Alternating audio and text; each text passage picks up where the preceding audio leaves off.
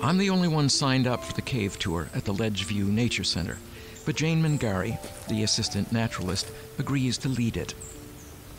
Despite a fear of tight, dark places, I'd resolved to explore a cave. Now I have no excuse to back out. We walk to the entrance on the roofs of caves. Jane explains how the solution caves below us were carved by seepage of rain and snowmelt that sometimes became underground streams and even waterfalls. The ground beneath us is honeycombed with chambers and channels. The Carolyn's Caverns cave system is over 700 feet long. It's accessible part of the year for tours, but closed from October to May for bat hibernation.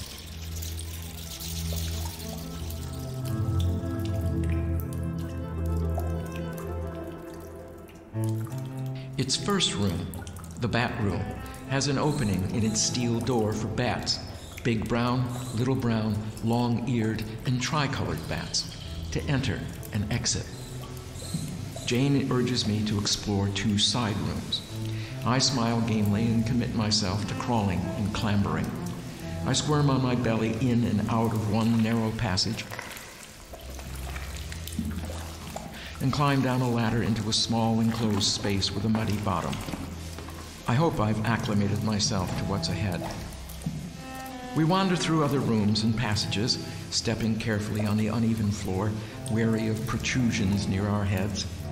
I bend, I stoop, I crawl on my hands and knees, and I slither outright.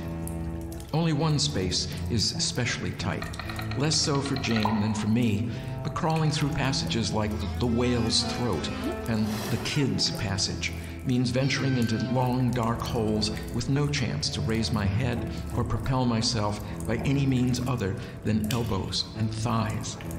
I try not to think about getting stuck, and soon realize I don't need to think about it.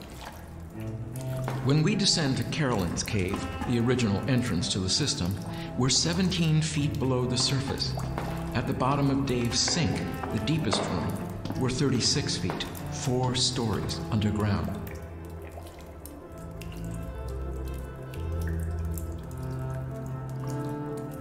At times, bending to look down a dark passage, I feel the lure of crawling in to see just how far it would take me, how tangled and interconnected the cavities might be.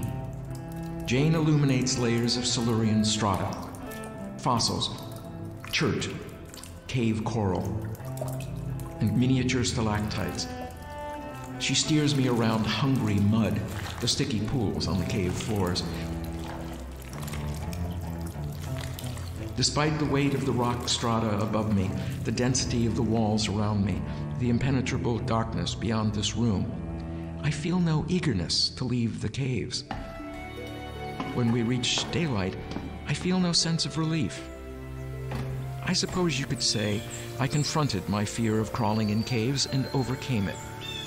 It seems to me more likely that I was too absorbed in where I was to notice my fear.